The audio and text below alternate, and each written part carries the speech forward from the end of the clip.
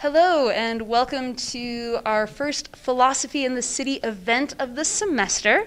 So this is our event, A Conversation at the Intersection of Race and Religion. So before we get started with the panel discussion, which I'm sure everybody is very excited to hear, I just wanted to say a little bit about Philosophy in the City. So this is an event series that the UCCS Philosophy Department puts on at UCCS downtown. And every first Friday during the academic year, we bring to you public philosophy events about contemporary issues. So tonight we're focusing on race and religion. Next month we'll be focusing on hypocrisy. The month after that we'll be focusing on the future of war and so many other things. So thank you for joining us tonight, and we hope you will join us in the future as well. So now we're going to turn to the main event of the evening, which is a conversation at the intersection of race and religion. I have with me 4 distinguished panelists from UCCS and Colorado College, and they are going to go ahead and introduce themselves now. Hi, I'm Paul Harvey, Professor of History at UCCS. Hi, I'm Michael Sawyer, Professor of Race, Ethnicity, and Migration Studies in the Department of English at Colorado College. Good evening. I am Reverend Dr. Stephany Rose Spalding, Professor and Chair of Women's and Ethnic Studies at the University of Colorado, Colorado Springs. Hi, I'm Jeff Scholes. I'm an Associate Professor of Religious Studies in the Philosophy Department at University of Colorado, Colorado Springs. All right, thank you so much. And I suppose I should introduce myself. I'm your moderator this evening, not a panelist. I'm Jen Kling, Assistant Professor of Philosophy at UCCS and the head of the UCCS Center for Legal Studies. So without further ado, let's jump right in. So panelists, I'll be asking you some questions, hopefully from the live audience. Audience members, if you have questions, please enter them into the chat, and we are happy to ask our panelists. And then if you feel as though you would like to answer, please feel free to jump in. So just a question to get us started. What has been the historical relationship between race and religion? If anybody wants to jump in. It's always hard to go first, I know. Maybe the history professor. Maybe the history professor. I once wrote a book called Bounds of Their Habitation, Race and Religion in American History, which has about 300 pages on exactly this.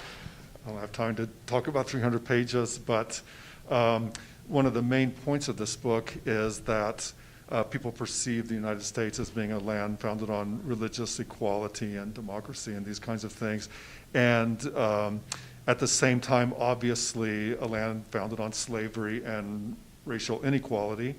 And we can make the same points about the relationship of religion to racial equality and inequality. It has been a foundational principle of racial inequality, the use of religion, and at the same time, religion has been used to, has been a fundamental part of the struggle against racial inequality and the struggle for racial equality. So those two things, I think, are always held in paradox in American history.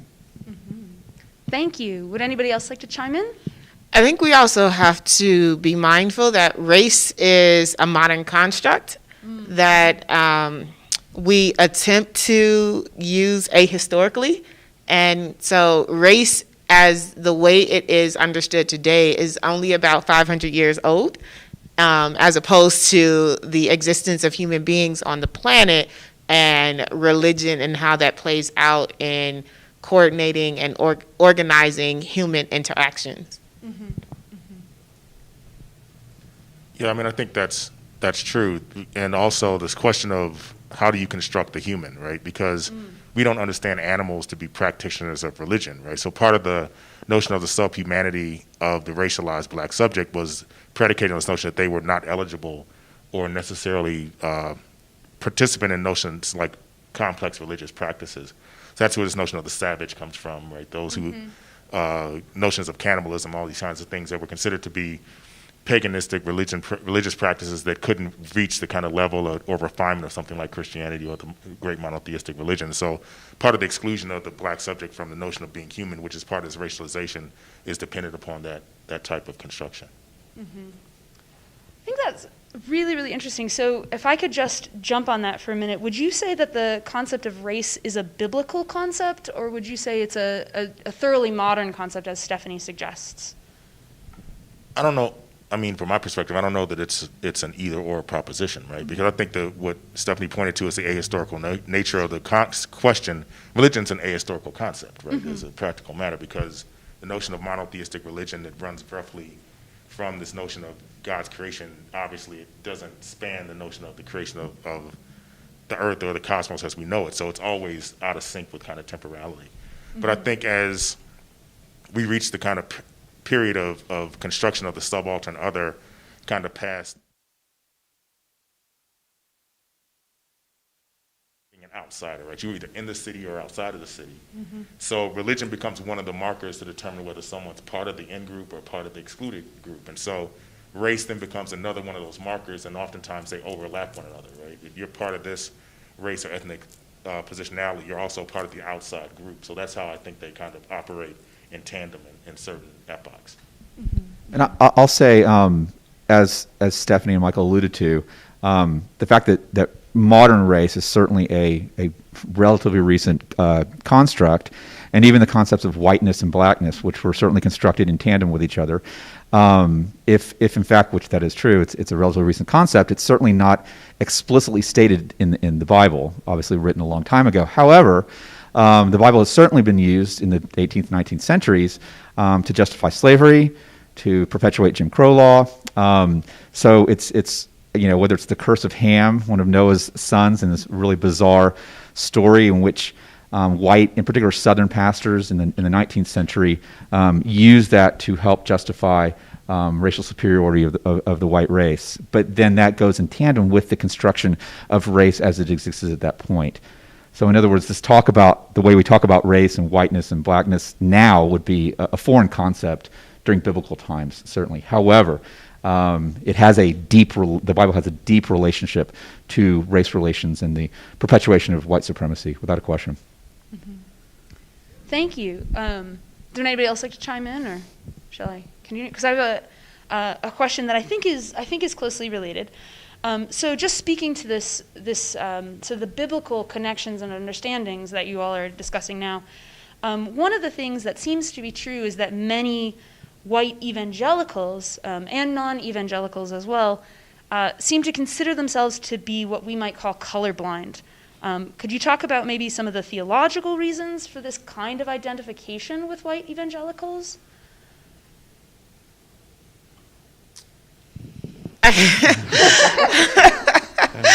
I think it's an easy way out, right, for some aspects of those who participate in white evangelical Christianity to not deal with racism and its the conflict of racism in their notion of God's ultimate design, right?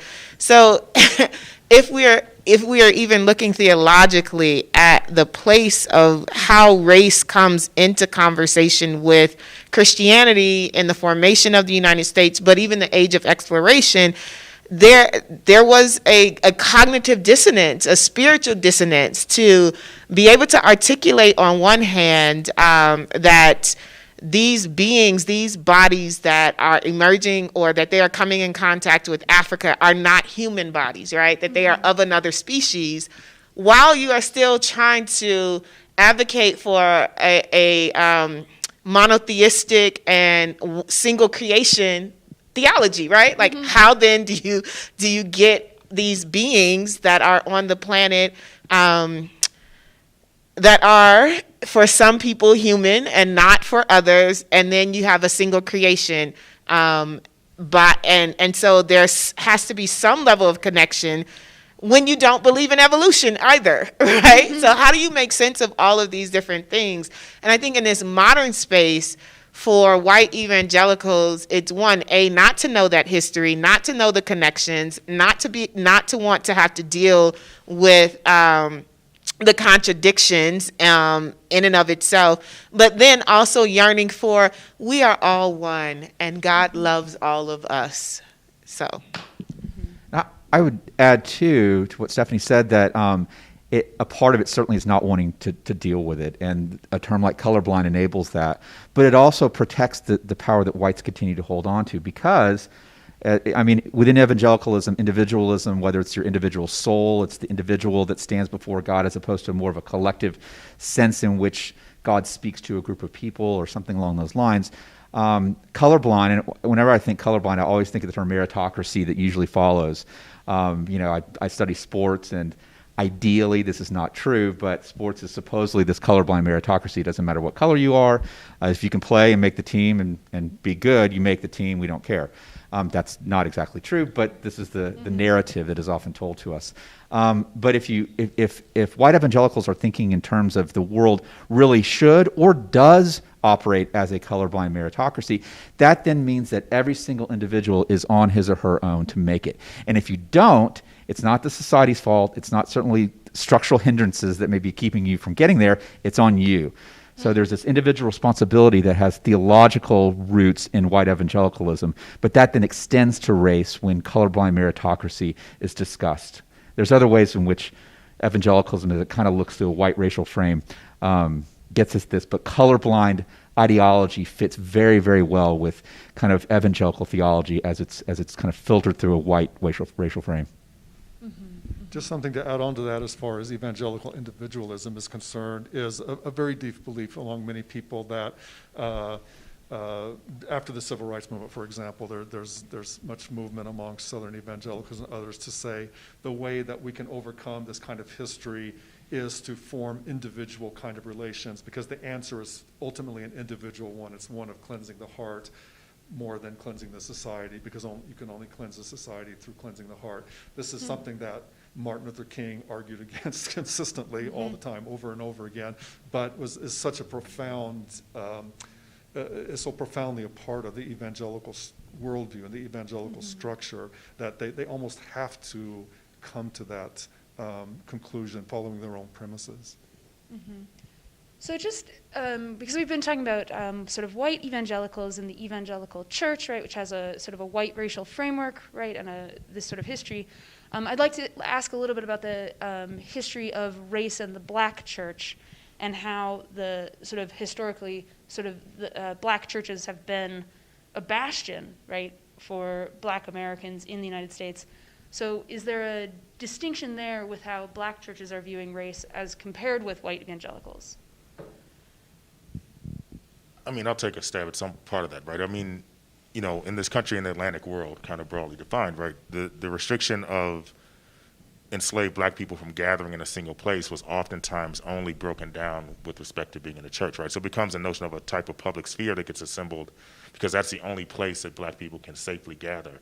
So from that point forward, the black church becomes a profoundly politicized and space, or a space of radical political thought, right, where you can actually be in a position to think differently about the subjectivity, to be in a position to consider yourself to be human.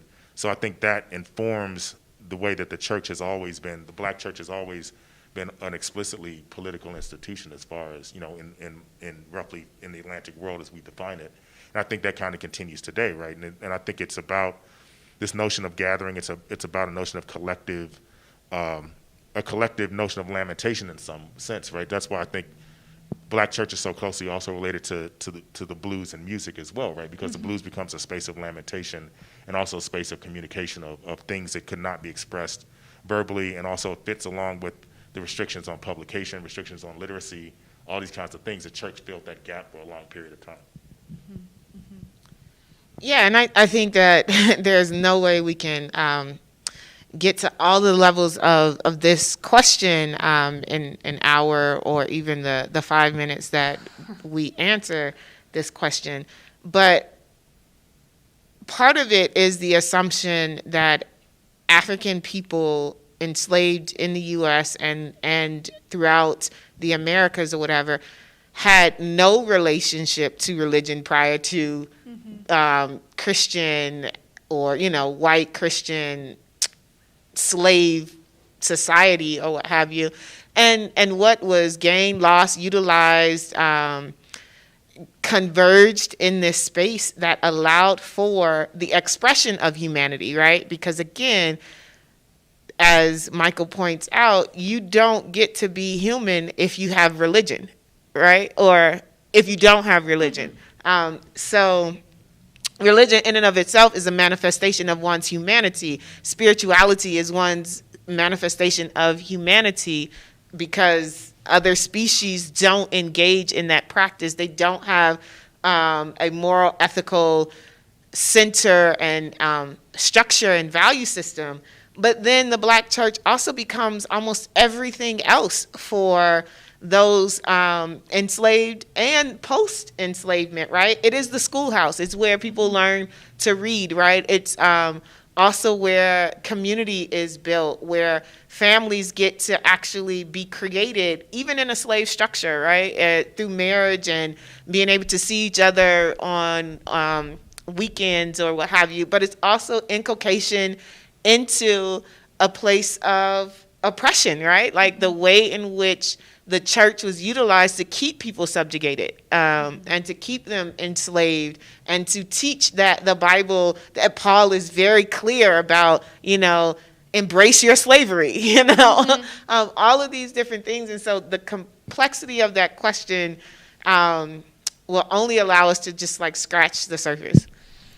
Right, and I think that's one of the dangers of this panel, right? You can't do the 200-page book or the 300-page book, but hopefully we can at least start the conversation. I'll add just one thing. As Stephany's saying, I mean, that it's a safe space. It's obviously what all these other wonderful things that are going on is predicated upon. If it's not a safe space, therefore the bombing of Black churches, certainly before the Civil Rights Movement and throughout it, and I'm thinking too more recently of the mass murder of Dylan Roof at the South Carolina church, 5 years ago. It's almost more of a destructive, damaging move than, say, for instance, the destruction of a more secular space where African Americans are. I don't know, right? If it's expected that this historically has been a potential safe space, even during slave times, the gatherings that would occur in the woods. I mean, there were slave owners that went out and looked for slaves and punished them if they found them. But historically speaking, if it's supposed to be a safe space and then whites intentionally disrupt those spaces with violence, there's something perhaps even more destructive about that than, say, for instance, other types of violence. Mm-hmm. So we have a couple of questions from our live audience. So the first question is if you all could talk a little bit more about the slavery that's referenced in the New Testament.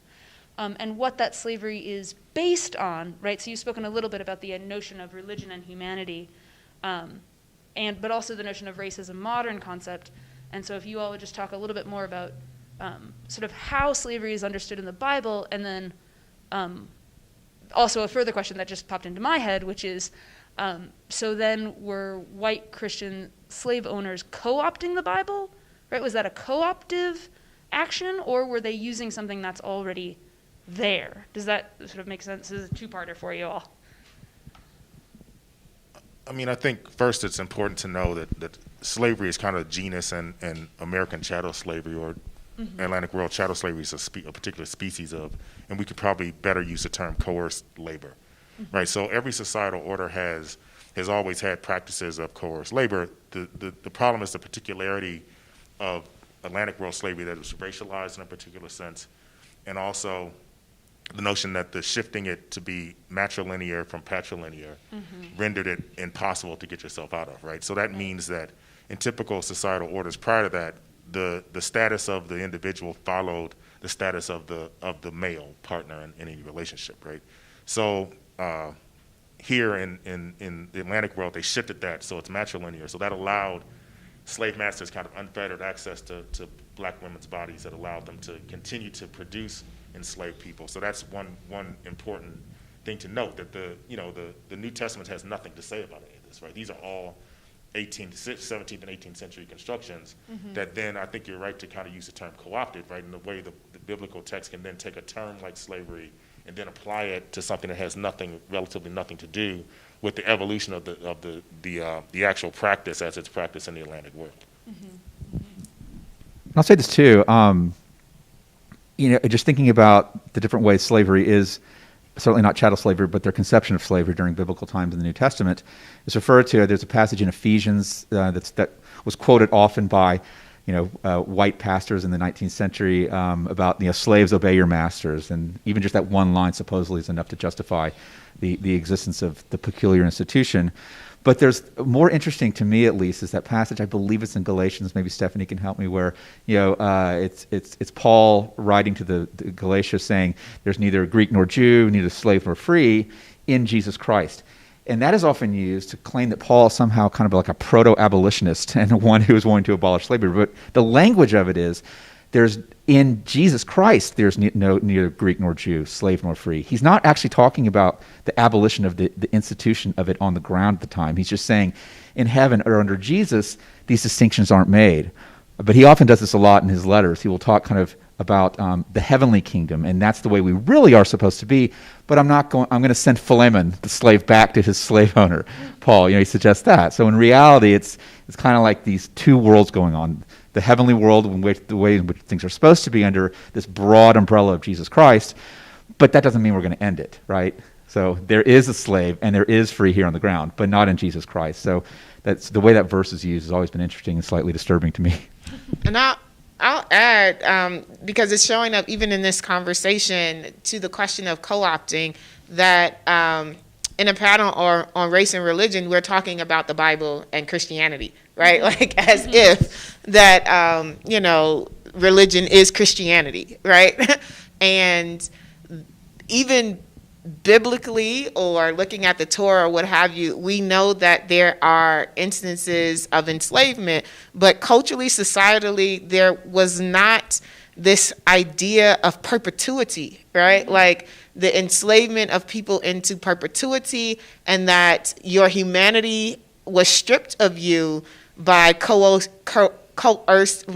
labor or servitude, and ways in which we see even in Old Testament that those who might have been in such a position rose to second in command. If we're looking at Joseph, right? Mm-hmm. Second in command of Egypt.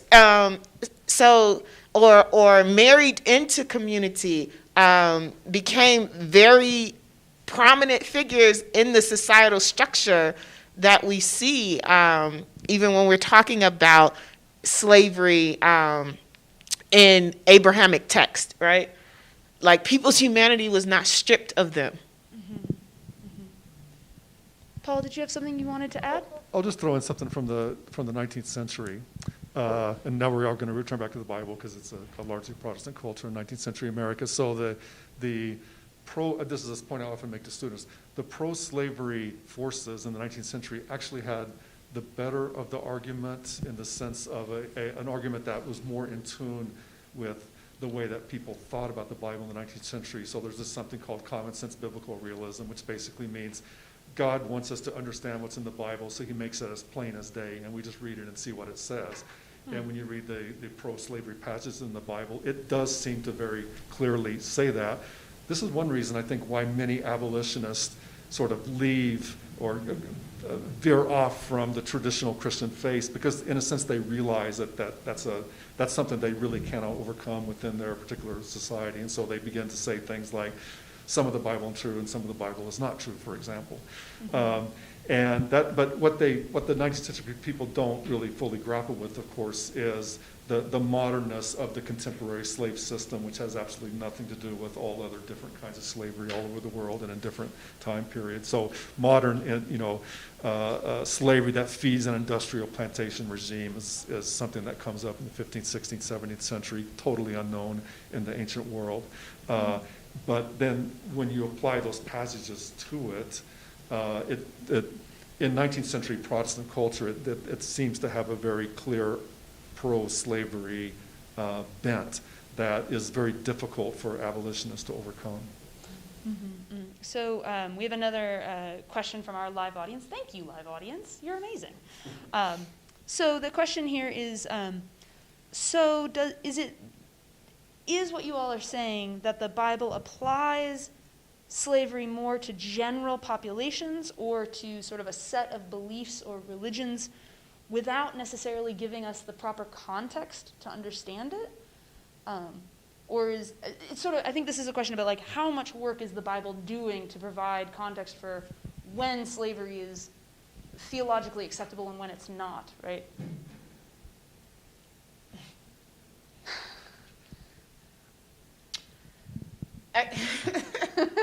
This is when I'm like, I'm not a philosopher, but I guess that's the P in the Ph.D., right?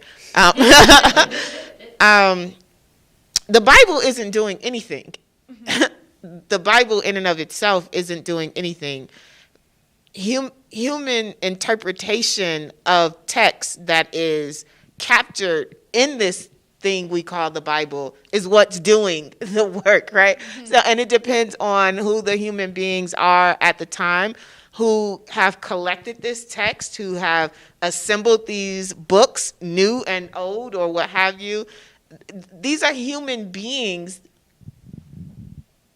writing a script about what and interacting with a script for the moment in time that they exist. And I don't know, the philosopher can tell me if I'm off base here. You're exactly on point. And that's with any biblical verse, like proof texting. You've heard that phrase where it's the oftentimes abuse of a biblical passage to suit your own interests, needs, the ability to maintain power. What I think is interesting, though, is the continued return to the Bible or religion to justify such an institution as slavery or racial division or segregation or whatever what it may be. In other words, it's not that slavery could stand on its own or kind of draw from other types of institutions and justifications for it. It needed a certain type of religious interpretation and a certain kind of blessing from God, purportedly, in order to sustain itself, in order to help it make sense not only to the slave owners, but to some extent slaves. So it's still to this day a very important institution to justify a host of different things, whether it's a terrorist act or it's certain kinds of behaviors within families that seem extreme. So religion's still very important, but it's problematic in the way certainly it has been used historically to justify awful things. So let me ask maybe a little bit about the inverse of that, right? So we've been talking about the links between, in particular, the Bible and Christianity and justifications for slavery. But it also seems true that previous movements, especially in the United States, for abolitionism, for civil rights, have been heavily suffused with religion, right? So sort of very famously, some of the leaders of the civil rights movement in the 1960s and 70s, Dr. Martin Luther King Jr., Christian, Malcolm X, who converts to Islam, right? And they're using religion as an instrument for civil rights, for social justice. And so I was wondering if you could maybe speak a little bit about that, about the converse, this converse side of religion, that it can be used to justify slavery, but also used to support emancipation, abolition, civil rights, not only in its Christian guise, but also its Islamic guise. I mean, I think a lot of that, and it's important. I think you're mentioning Malcolm X is important, right? Because I think what Stephany said is like this notion that religion means Christianity is probably not true, right? A great number of enslaved people are actually Muslims.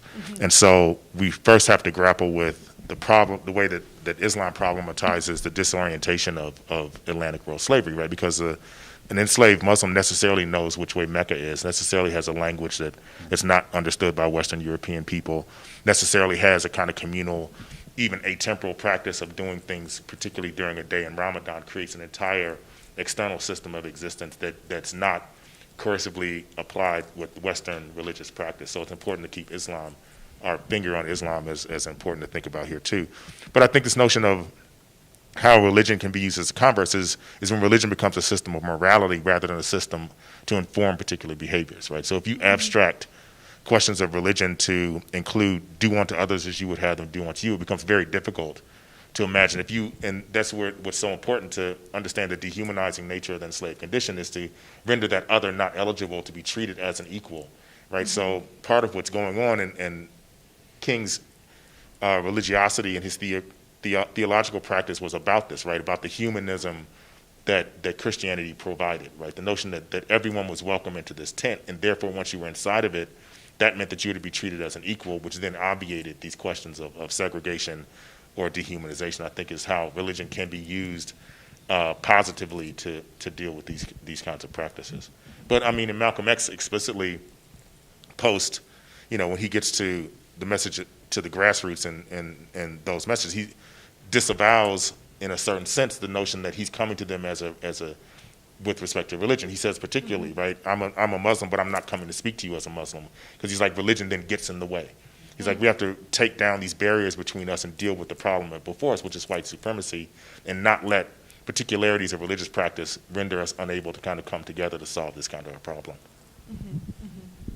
Was that kind of later Malcolm X after his Hajj that he comes back? Okay. Yeah. I was thinking as you were talking, Michael, that it's almost like Martin Luther King Jr. had a little more difficult time blending his own faith in with the civil rights movement and racial equality, and that there had to be kind of like, well, Jesus would have been on our side. Well, we don't know about that. I mean, likely so, but who knows, right?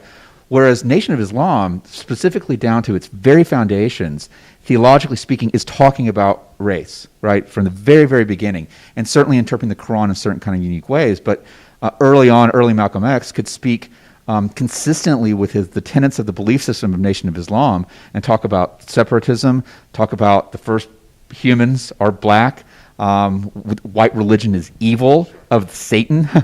I mean, Martin Luther King Jr. just wasn't going to be able to use biblical sources to make those kinds of claims, and he wouldn't have anyway. And of course, that was a source of their division. But just thinking about kind of how ingrained the theology of Nation of Islam from the very beginning is about race. So, Paul, did you have something to add? Oh, let's see, several things to add. Actually, I'll come back to Stephany's point, which is the Bible doesn't do anything. It's human readings of, interpretations of, creations and recreations of any kind of literary text, the Bible, anything else. That's what does something, because the text is just there for people to look at. So when you get to, for example, 19th century abolitionist arguments or 20th century civil rights movements arguments and so forth. So in a sense, they have to recreate, and I think this is what African American Christianity in particular does from its 18th, 19th century context. They have to recreate the fundamental literary text of the American religious tradition in such a way that they can identify with it in such a way that it can fuel movements for freedom. But when I say recreate it, I don't really mean use it. They don't have this kind of instrumental notion that you use religion, like we want to do something, so we're going to use this thing to get there, because it's such a fundamental part of their worldview that they would not have been able to think of it that way. Thank you. So I'd like to just return to this sort of discussion of both Christianity and Islam in the United States, right? Because I think moving forward a little bit to our contemporary era, I think one thing we have seen, especially at the dawn of the 21st century, is sort of what looks like sort of a fear of Islam. I think that's fair to say. You all can tell me if I'm wrong. I'm not an expert, but it looks like there has been this sort of this strong fear of Islam, especially in the United States. And some scholars have suggested that this fear is the result of the erasure of the strong role that Islam has played in the Black American community, right? And that Islam is not a totally foreign thing in the United States. It may be a foreign thing to white Americans, but it's not such a foreign thing to Black Americans. And I was wondering if you could speak about the role of Islam in the Black American community a little bit. I mean, I think as a practical matter, Islam has troubled Western societal order since the Moors, basically, right? So you can't think about Spain and think about Queen Isabella and then think about the what happens post that, then sending Christopher Columbus out, about also telling the story of the Moors, right? And also, Shakespeare kind of pinned this down with Othello, right? Othello's this kind of radical other, both racialized and from a perspective of religious practice, and all the kind of questions about interracial relationships, othering of religious practice, et cetera, there. But I think to think about Islamophobia, and I think that's the term that we should probably use, right? I think it gets back to the problem that I mentioned that Islam poses for a system of cultural erasure that the Middle Passage posed, right? So if you were an enslaved person who happened to be from what's now northern Nigeria, and an enslaved person who happened to be from someplace south of there in Sierra Leone, but you had Islam in common, the notion of separate linguistic practices was not something that could happen on board the slave ship any longer. You could communicate with Arabic, right, because Arabic becomes the term. And also then what I mentioned about spatial disorientation is so important to the Middle Passage, right, because arriving in what we now know as North and South America and being completely disoriented is not something that necessarily would be true for the Muslim, because they know where East is and they know that way is where Mecca is. So that kind of planetary spatial disorientation is probably not the case. So this all troubles at some fundamental level the entire practice of enslavement that was not just a type of capital practice, but also a practice of humanistic destruction. So as long as you could hold on to that, so eating practices become important, right? So then the implementation of pork into diets is a way to kind of force people to comply with particular type of cultural practices to erase their relationship to something like Islam. So Islamophobia can be traced back as far as, you know, the 1400s in Western Europe, but also to see just how, if I'm a person who's thinking about a plantation economy and the requirement of a type of obedience on board a plantation, the last thing I want is something like Islam to be there. Because it requires just the opposite of that. It's a practice. It's not something you can claim. It's a daily type of practice that then obviates many of the coercive practices that white supremacy imposed on enslaved people in the first place. And I would just add, in contemporary, 20th century, then you get the emergence of the Nation of Islam as a very politicized tool, right? That is doing another kind of work, especially with up against the re-enslavement of black males, right? When we are developing a prison industrial complex and utilize in the way in which those are able to go into a prison population and decolonize or disrupt at least what is happening in a prison system, so that you are now having people in and out of a re-enslavement, physical and mental re-enslavement, finding ways to disrupt what whiteness is, and being very clear, as Jeff pointed out, that this institution of the Nation of Islam and how Malcolm X in his role just amplified the work of the nation for many black people in urban centers. I would add too, I study sport and kind of relationship between religion and sport.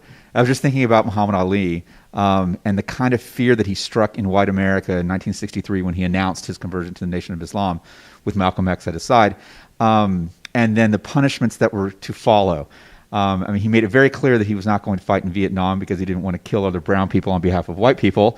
But it wasn't a purely political, it was a political statement, certainly, but his faith and the tenets of the Nation of Islam were always behind that, right?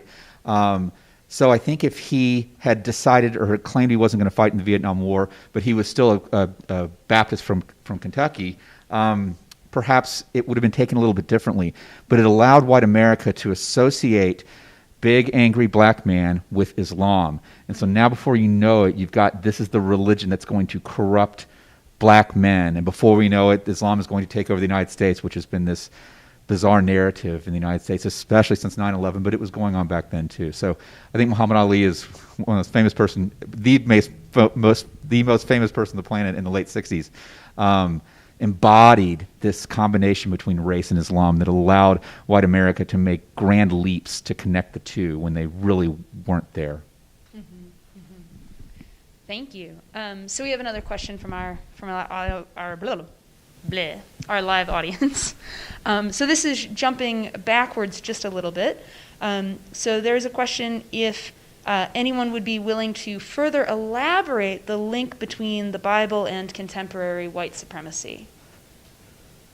Anybody would be willing to further elaborate on that one? Sorry, say again?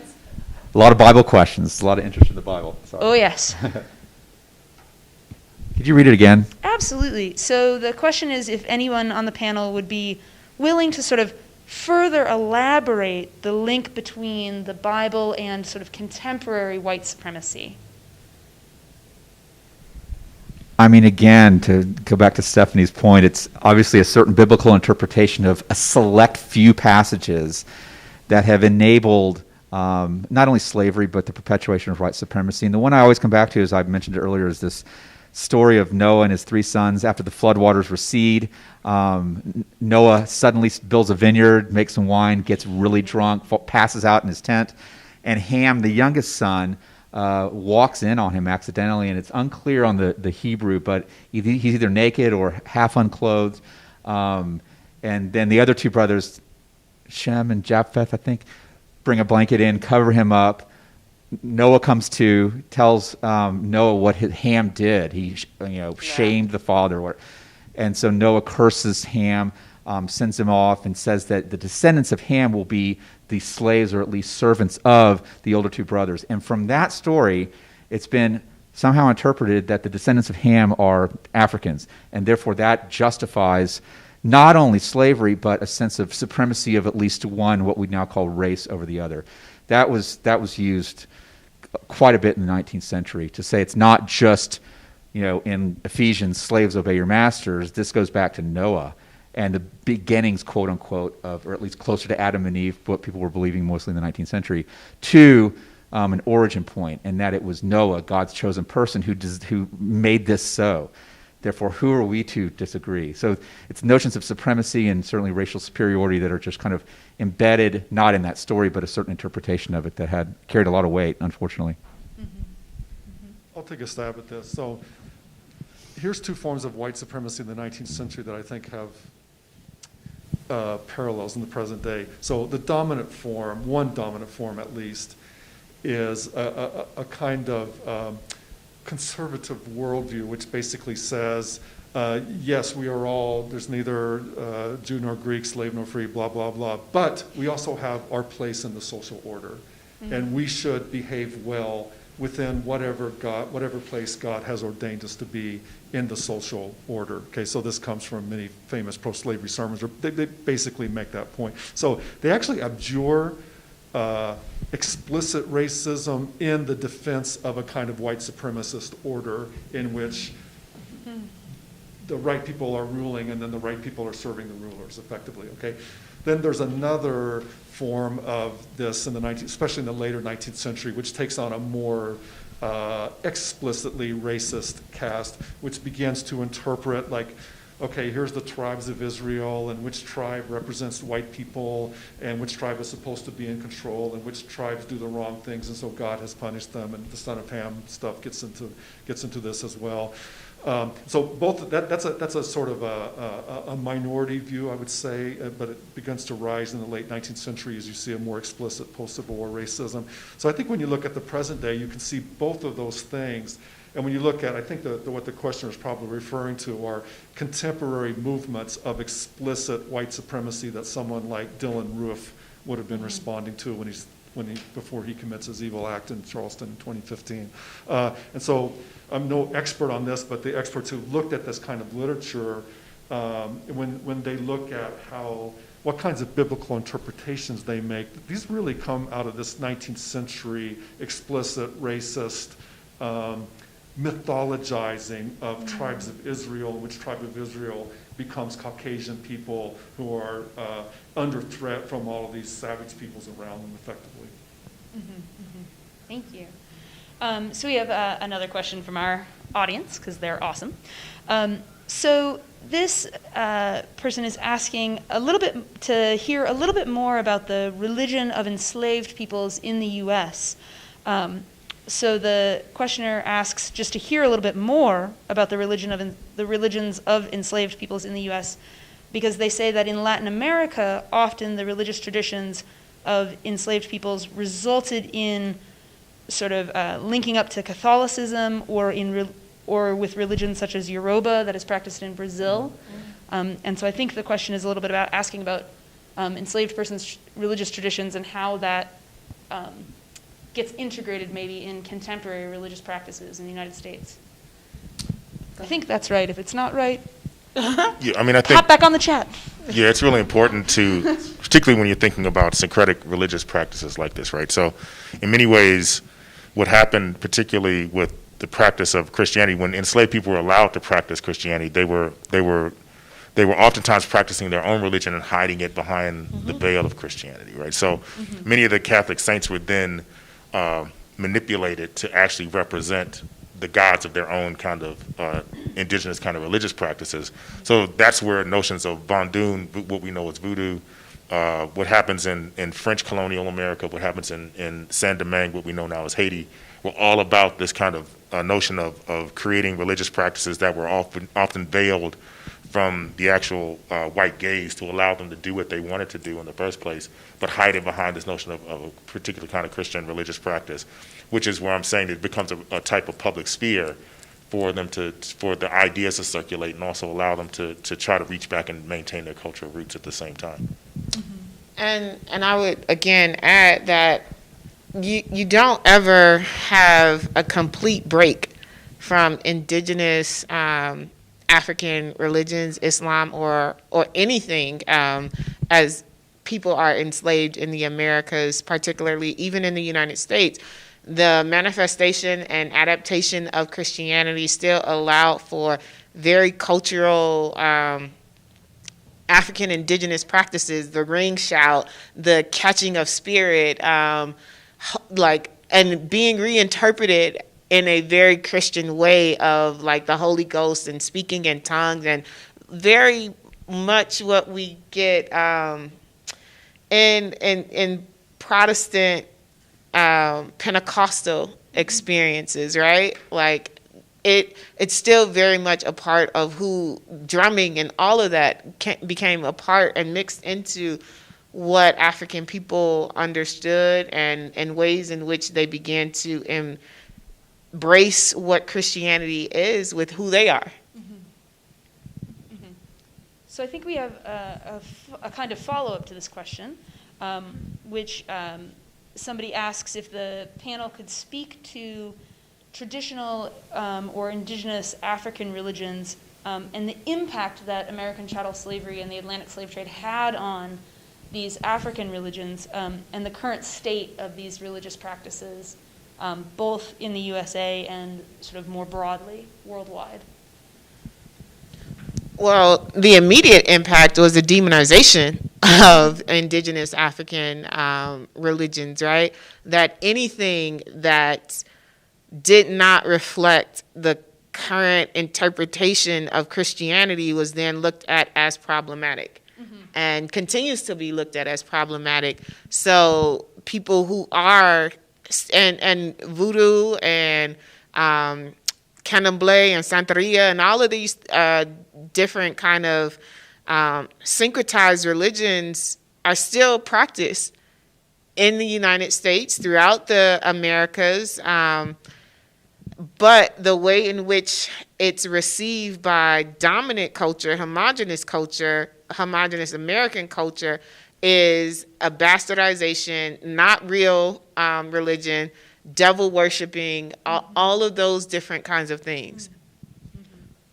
And I mean, in order to kind of also, I think, decenter or disorient the question slightly, to think about the catastrophe of the Middle Passage, right? Because imagine for a minute if your religious practice meant that what was on the other side of that big body of water that you didn't understand was something like heaven, right? So then when you travel across that body of water, you find chattel slavery. That's an existential catastrophe at that point, right? And so to recover from that requires a series of kind of subjective practices that can take an awfully long time, right? Because you can't imagine, I mean, I'm trying to think of, it'd be as if like a person who is a religious fundamentalist believes that elevating yourself above the clouds in a particular way, you would see heaven. If you were to take them to a place like heaven and it turns out to be a plantation, what would that do to like the worldview, right? So there's a shattering of the worldview that happens in Middle Passage that can't be discounted.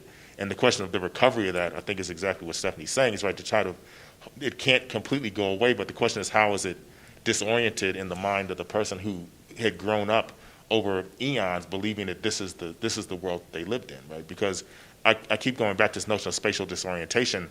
In the world we live in now, we have a very hard time imagining a place on Earth that we couldn't figure out where we were, right? We have to really be able to understand, and you can see this in some of the work that's been done on some of the particularly the incident of enslaved people escaping and ending up in New Haven, Connecticut, right? There was a point when they thought there was an archipelago.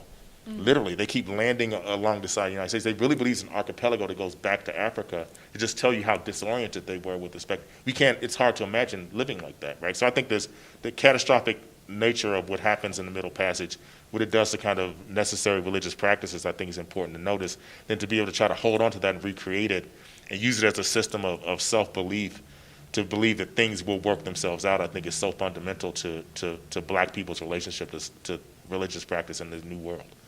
And Michael is absolutely correct. The predominant religion practiced by those who are enslaved and forced to be in the Americas was Islam. But it's also historically this ahistorical disruption of Christianity in and of itself, that Christianity becomes a white religion globally, when the reality is, if we are going back biblically, the first convert is the Ethiopian, right? Ethiopian eunuch, right? The Coptic church is in this place, or, Eastern Africa or what have you. We look at Old Testament and it's very geographically specific, talking about the Niger and the Tigris and the Nile and all of these places that is anti-white, in this modern sense, that Christianity in and of itself is not a white religious practice, but it becomes such in the advent of the age of exploration and transatlantic slavery and all of these, what have you. Thank you. So we're gonna jump again. This is the nature of a live panel. So this question, I think, is going to take us into the modern day. So this question says, previous movements for abolitionism, for civil rights, for social justice have been heavily suffused with religion of various kinds. However, the current movements towards social justice seem to be more secular in orientation. Is that correct, or do you still see a thread of religion running through the movements that are happening today? I think going back to Jeff's point about what happened in Charleston, right, at the church, right, at Mother Emanuel Church, the period of time after that demonstrated the kind of close relationship that Black people have towards a type of healing that still always finds itself back in the church, right? You can't have an incident that happens in this country at this point where Reverend Sharpton doesn't show up, right, or is not and somehow involved with the family. So I think that what religion provides in that sense is when you have, and again, this term that I used before is this notion of catastrophe, right, where people have these kinds of catastrophic losses. There's a desire to find something that feels like it can help you get to tomorrow. I think religion that's I think and Stephany, in her practice as a pastor can help better understand this, right? That's what this is about.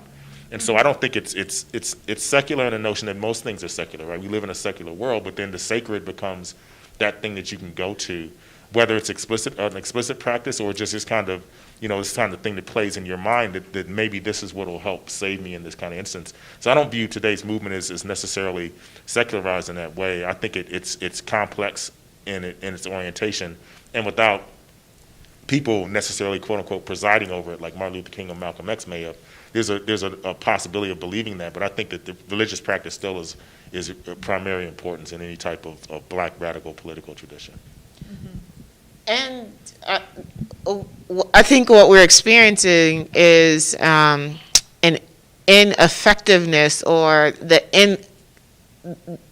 language and human constructs are incapable of actually encapsulating what is happening, right? Like, we use this word religion as organized, institutionalized practice or what have you, but the sacred is, you cannot separate the sacred from the secular either, right?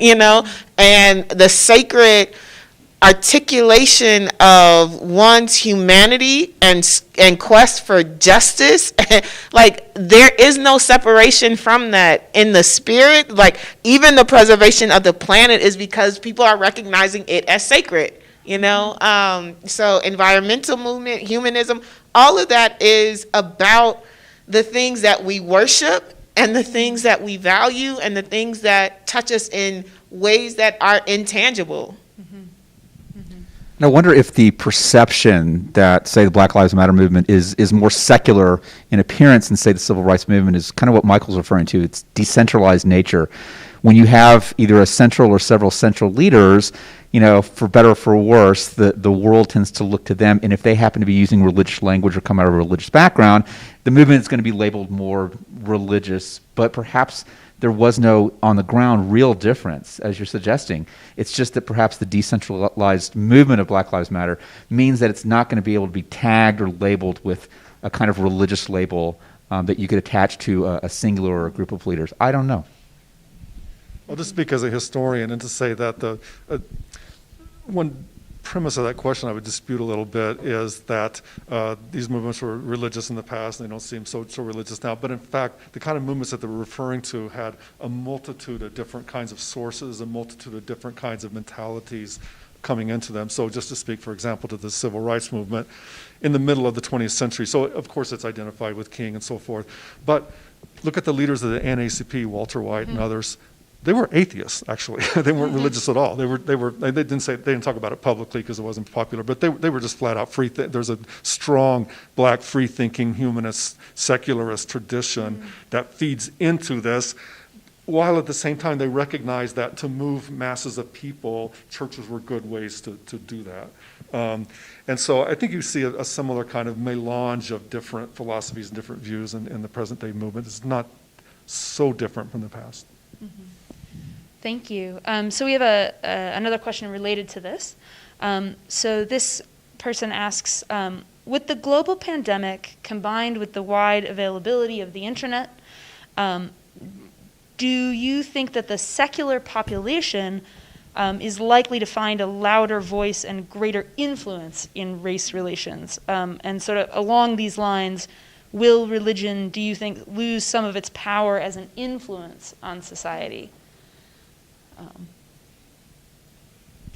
I guess if I had to guess, I would say I think so. As Michael's suggesting, Al Sharpton and Jesse Jackson will certainly be there for certainly big events. I'm thinking more like William Barber as well, who's more of a leftist African American pastor who's fantastic. But yeah, I think just with anything, the multitude, infinite number of potential authoritative voices on anything with the internet tends to, there may be as many religious voices contributing, but because there's just more voices in general, it's going to dilute that to where it's not going to appear that, or it's going to appear at least that there's a more of a secular bent to some of these social justice movements. Whether that's true or not, but the internet certainly seems to give that impression. That's just my guess. Can you actually repeat that? Absolutely. So this question asks, with the global pandemic combined with the wide availability of the internet, will the secular population find a louder voice and greater influence in race relations? Along those lines, do you think religion will lose some of its power as a societal influence? I'm gonna disagree with Jeff and say absolutely not. We're in this race war because of white nationalism and the way in which it's utilizing Christianity, and even this moment of time where we're looking at this election cycle and the ways in which evangelicalism has been co-opted, by the right-wing conservative, whatever, and so people are still speaking back to this. It's still a dialectic, I would say, of what's happening in this country as we search for justice. It is buttressed up against the way in which religion has become such a tool for injustice, and I think that dialogue is going to keep happening over the next few years. So I think this question gets right to what you were just saying, Stephany. So this person asks, can the panel comment on the racism in today's White House, and what role does right-wing Christianity play in that ongoing racism? It's showing up every day, all day, and in some ways it's funding, and it's trying to hold on to what semblance of power that still is, and we will know in a few short weeks what power it really does have. And unfortunately, I've had the benefit and the curse of being in a number of different spaces in which the use and the intentional use of white evangelical practice is motivating and spawning what the racism looks like in the White House and what it looks like in this last, I'm hoping it's the last bastion of the Republican Party as we know it right now. Yeah, I mean, I think in many ways the kind of text on this for me is a year or two ago, Charles Blow wrote an article called "The Lowest White Man," right, talking about Trump is a necessary response from white supremacy to someone like Barack Obama, right? You find the most ignorant, the most unqualified, the most coarse person you can possibly find to balance out this notion of refinement, right? The notion being, this is back to this notion of black people being ill-equipped or the superior to white people. To the extent that a black person can be president means anybody can do it, right? So then you find the most ignorant person you can possibly find to do that. And what Donald Trump's evil genius happens to be is to understand that the rotten floorboards of the American state happen to be race. And he jumps up and down on them, right? And when he does that, it resonates in particular places and lays bare many people's disguised notions of what I often call like this kind of affable racism, right? Where, my uncle's a racist, he says funny things at Thanksgiving, but we don't take it seriously, right? Not thinking about the kind of day-to-day practices that this person's up to that harm people, right? And so I think that if we trace the way Donald Trump has inserted himself as almost a virus into our national culture over the last 25 years or so, right? Home Alone 2, Sex and the City, the stupid television show he had, pretending to be an actual boss of something when, you have people selling pumpkin pies in Times Square, right? It's all a kind of hoax. But what he's grappled onto, what's real about it, he knows that racism is a thing. And he knows that the vehicle for transmitting racism in this country is oftentimes something like a hard right evangelical Christianity. And even a person who has no documented history of being part of that then lays bare that what this is really about is maintaining a particular type of separation from black people or the other, right? Black people, red people, yellow people, homophobia, transphobia, you name it, it's part of what they're up to. And I think that's what since he came down that escalator, that's what he's been up to, right? It's racism every single day, and it begins to accelerate and becomes a type of euphoria almost, right? If you notice the kind of constant incidents we see of people screaming at people or attacking black people or whomever for being in public spaces, it's about what this is authorized at this point. So the question very quickly becomes, if it's making America great again, when are you talking about that period? Yeah. And invariably it's sometime from roughly the end of World War II to right before Brown versus Board of Education, where there's kind of hard segregation and a notion of white American superiority based upon defeating fascism, right? The kind of epoch, the Great Generation. And that's a profoundly racially separate period of time, and that's what this triggers in people's minds, right? I don't have to worry about being humiliated by another Barack Obama who's smarter than me because I can make sure these people don't ever get near the White House again with this bulk work they're going to build against that with a racist like Donald Trump, I think is the point.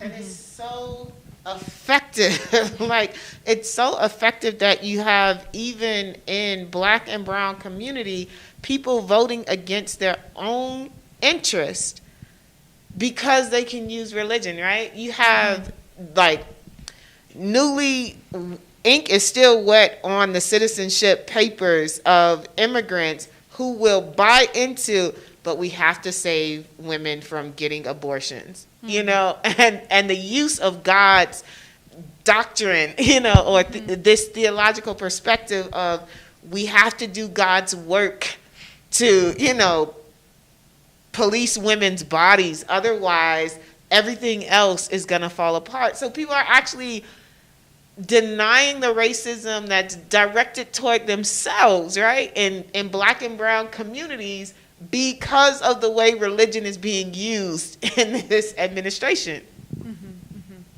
So, go ahead. Sorry, Jeff. Go ahead. I'll just add one thing too, this is actually linked into what I was writing, but I wrote a manuscript that, on race, religion, and sport. And one of the central themes of it was how religion, generally speaking, and I'm really talking about white Protestant Christianity, functions to order, in particular, black bodies in the world of sport. So I'm really just looking at the world of sport. But one of the classic historical functions of religion, whether it's the creation story of God bringing order to chaos, supposedly, but now agents of God attempting to call out what they think is chaos, and then use religion to order, to put in line, to put in jail, whatever it may be. So I was just thinking about how the Republican Party has now shifted to becoming Trump's party, and if you watched any of the RNC, what they've now reduced the entire platform down to is a message of law and order. And when you hear that kind of message, that phrase, that seemingly innocuous phrase, law and order, who wouldn't be for that? He's always talking about marginalized people that he will pitch as causing chaos, right? He hasn't even said a word, I don't think, of this white kid walking down the middle of the street with an AK-47, but it's the, quote, rioters that are causing disorder, and therefore the militia has to come in. Or his then attorney Jeff Sessions talking about the crisis at the border, but he actually uses that verse from 1 Corinthians to talk about submitting to the authorities in order to maintain law and order. So there's religion helping to justify law and order. Trump doesn't know his Bible well enough to do that, but he does know that amongst a large, sadly, group of people, just words like law and order are enough to, one, tell you that there is chaos, and we, quote, know who's causing the chaos, and I am the one alone who is able to restore order. And if I don't have order, they're going to be roving mobs running through your neighborhood. I mean, stoking the fear. But law and order is certainly a function in order to, yet again, contain black bodies. Or to say about Charlottesville that there are good people on both sides. I mean, just, wild, wild statements that are meant to raise up those that are trying to maintain law and order and over and against those groups that are supposedly, purportedly causing chaos. So given this strong link between right-wing Christianity and the racism that we're seeing from the White House and Donald Trump, right, and him latching on to that, right, and then linking those two things and understanding how to link those two things, is the sort of vaunted separation of church and state, right, in the United States a myth, right? Because one of the things that the U.S.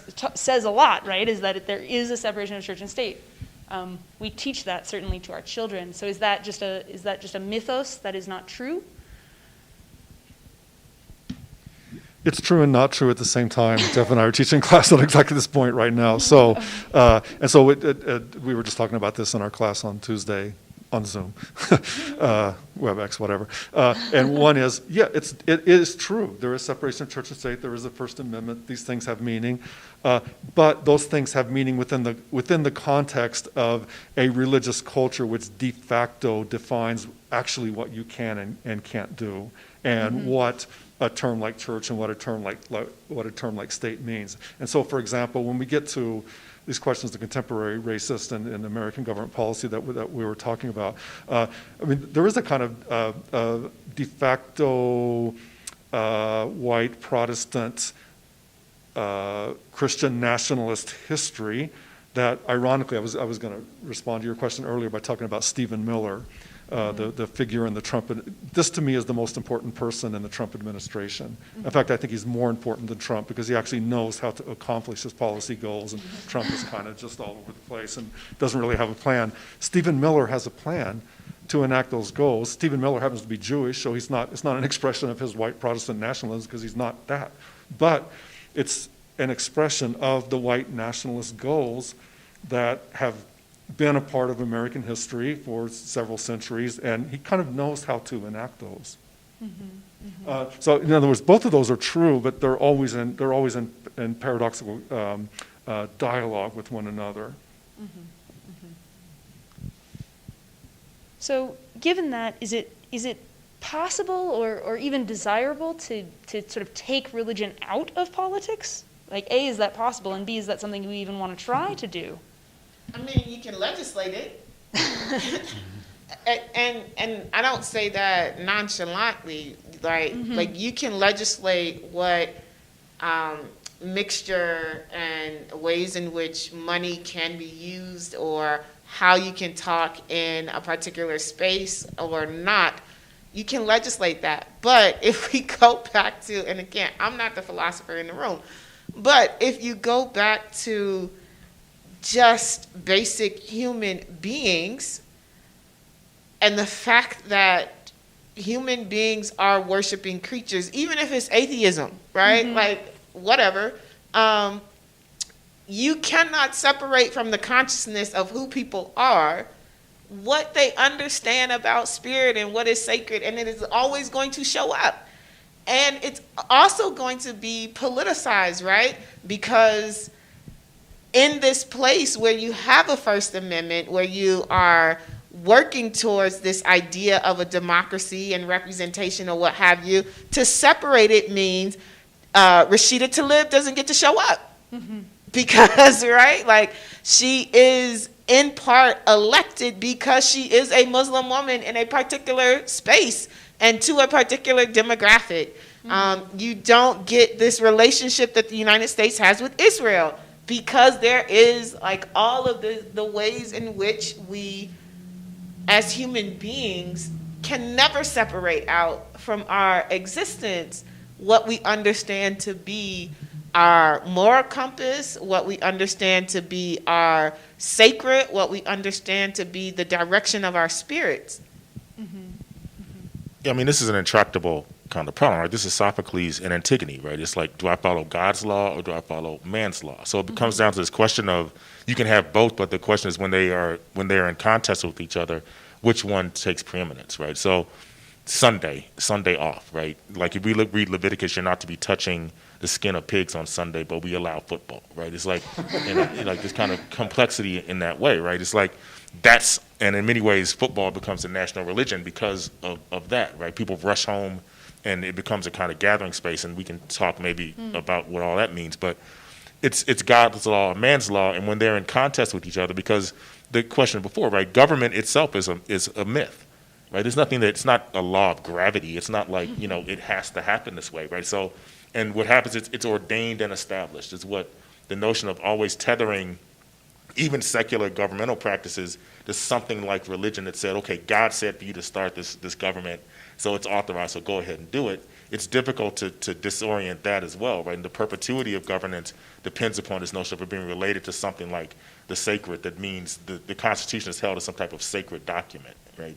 In the same way that we would hold the Bible or something like that, right? It's literally thought of in that way, but it's all because of the background is it at least replicates the notion of conjuring up this kind of notion of let there be light, right? Let there be government, and there you have it, right? And that's how this works because, it's a practical matter. Some people got together in Philadelphia decided to write a constitution, and there it is, right? Like no one told you to do that, no one said, and you have to back it up somehow, and it's backed up with this question of religious practice. So it's always going to be there, no matter what.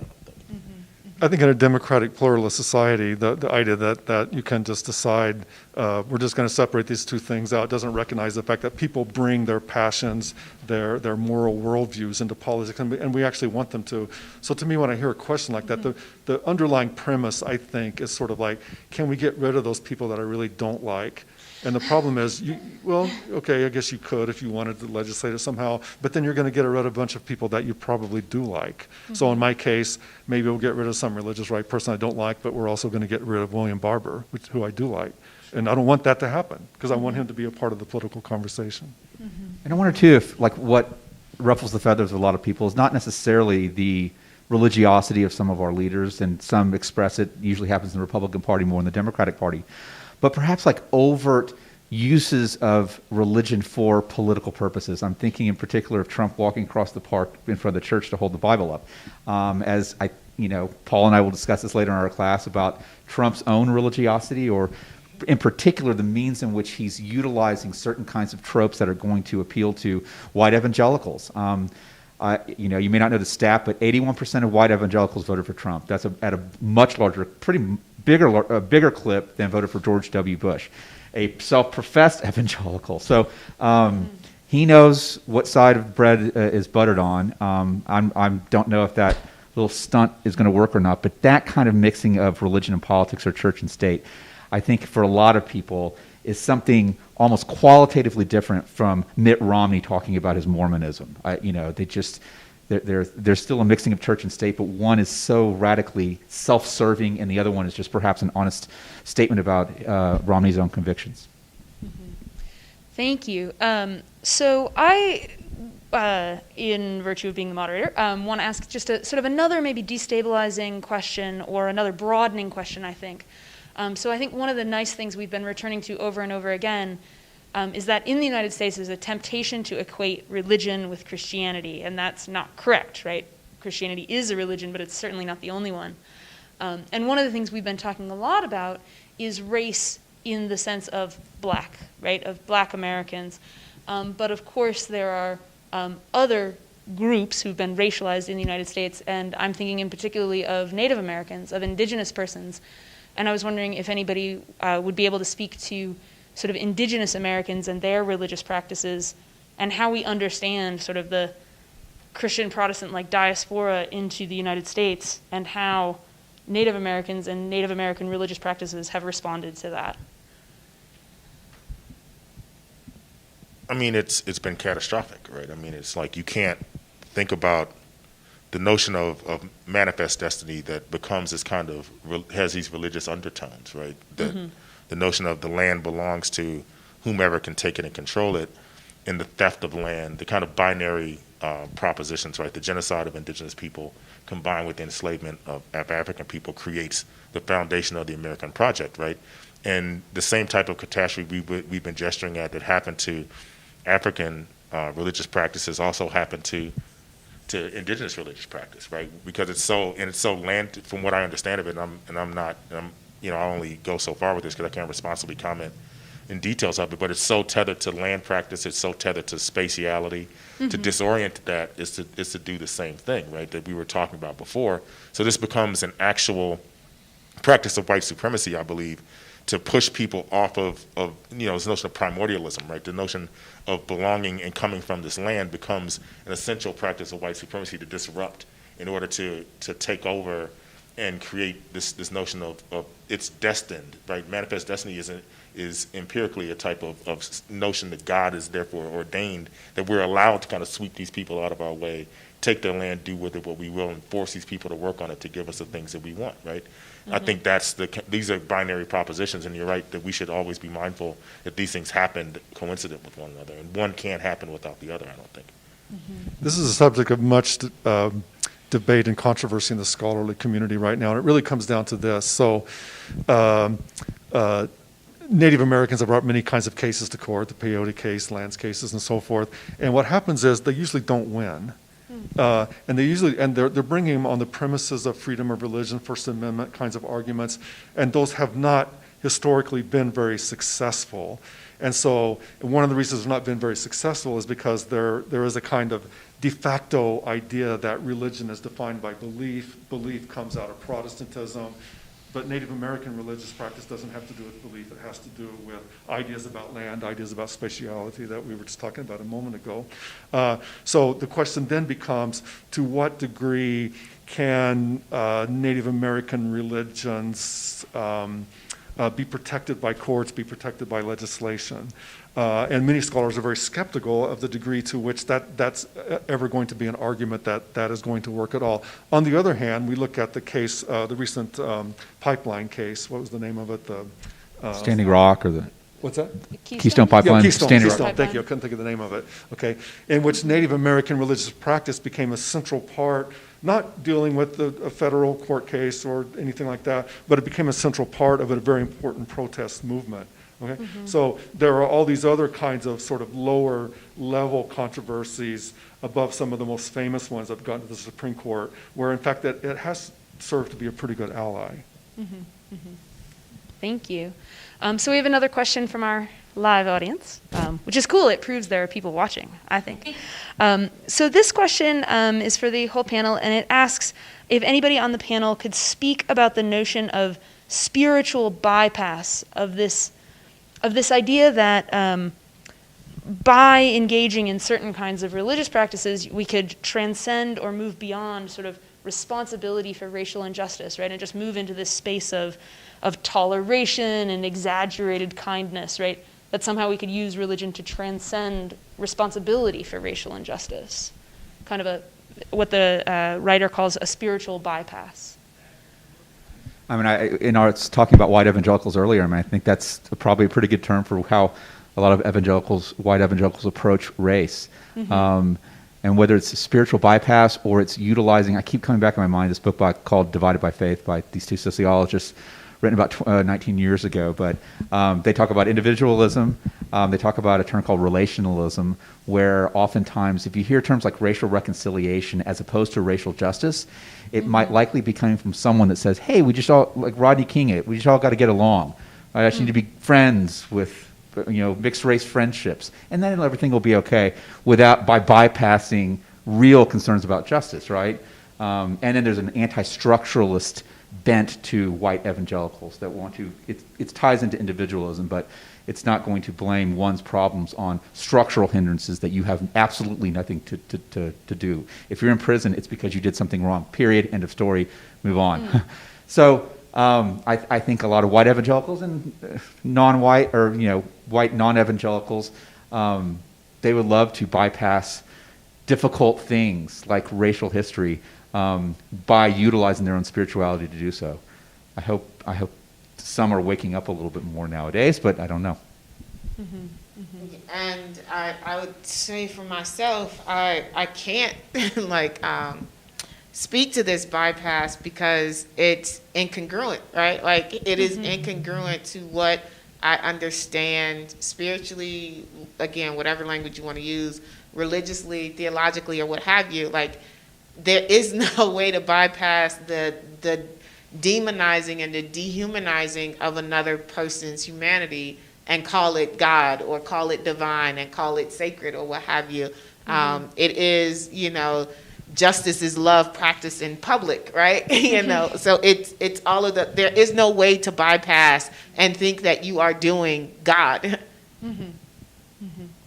Sort of like saying you can bypass the freeway bypass that was built in a certain place for a very particular reason, usually having to do with the residential segregation of American cities, and sort of like pretend like it's not there. Can't do it. It's possible. So we're just about out of time. We've got about 5 more minutes. I have one more question here, and this is sort of asking about how some people seem to use religion as a way of signaling their virtue, right? Of signaling that they are above the fray, in some sense. And the question is whether this is a kind of hypocrisy, right, or whether this is just not possible, or whether this is just part and parcel of religion in the United States, is in our racialized context.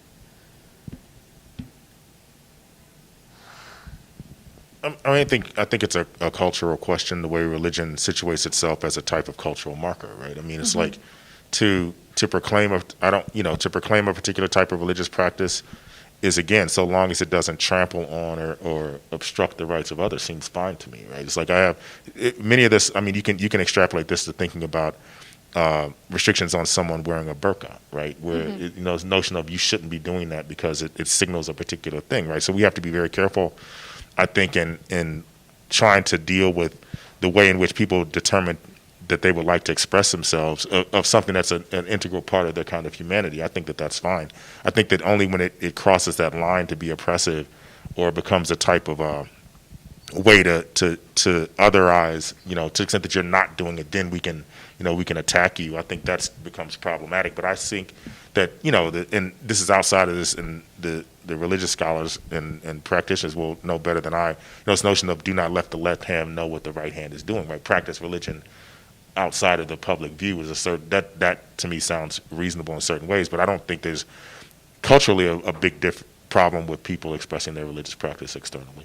And I think I understand the question that the audience member is asking, and I've seen it, I've seen it in practice, that, even with people of color, particularly black people, who will get to this place of not wanting to do the political air quotes or social air quotes because I just want to deal with kingdom building. Well, this is like you can't have people in cages and be doing the work of God again. Like it just does not equate, like in my own personal consciousness or whatever. It's like trying to tell indigenous people that you can own and possess land. Like that, like you just told me that the earth is not flat, it doesn't equate, but I have seen it happen in the ways in which people who just want to obfuscate or not deal with what is very tangibly in front of them, and so they rush to the, I'm just gonna, like the esoteric space of being, and I'm like, I call BS. I'll say one thing real quickly. Maybe it's kind of the equivalent of offering up merely prayers after a mass shooting. And by doing that accomplishes kind of two goals. One, it helps with the posturing, especially on social media, that I am a religious person and I'm praying. But two, it's also, of course, a cop-out, meaning if you're praying, then you don't have to do really anything else to somehow stop this or call your lawmaker. So, I don't know, the offering up of prayers I always think is connected somehow to a kind of religious posturing, especially on social media, where it's so easy to just send prayers for something. So, Thank you. Well, we have 1 minute left. So if I can, and you can tell me that you don't want to answer this, but I was wondering if each panelist could maybe give sort of one practical piece of advice for how you think we as the United States, I'll use the we in the United States sense there, should move forward in terms of how we think about and understand race and religion and the intersection of these things, and how they're playing out in the world today. I'll start, just go on the line. I mean, I'll just be very brief, but one thing we haven't really talked about is the role of neoliberal capitalism as it plays to maintain racial superiority, but also maintain the structures that are, increasing the number of African Americans in prison, the education gap, all these kind of structural things tied yet still to income inequality and the ways in which neoliberal capitalism is continuing to flow, and since the pandemic, it's only gotten worse. So I'll just say that any talk, to my mind, about race and religion, it's got to involve an economic component to it. Otherwise, we're just kind of talking about ideas. I guess the professor in me would say study, right? There are so many people, whether they are participants in an organized institution or structure or whatever, that are ignorant of their own religious ideas, right? Like they don't even know what, and haven't spent enough time actually studying their own texts and histories and understandings and usages of religion as it relates to what we now know and understand in this particular part of the world as the United States. I mean, I'll play professor too and say study something different. I mean, study the history of kind of radical politics in this country, so as not to, or the planetary wise, we don't need to recreate errors of the past. We can move forward from there.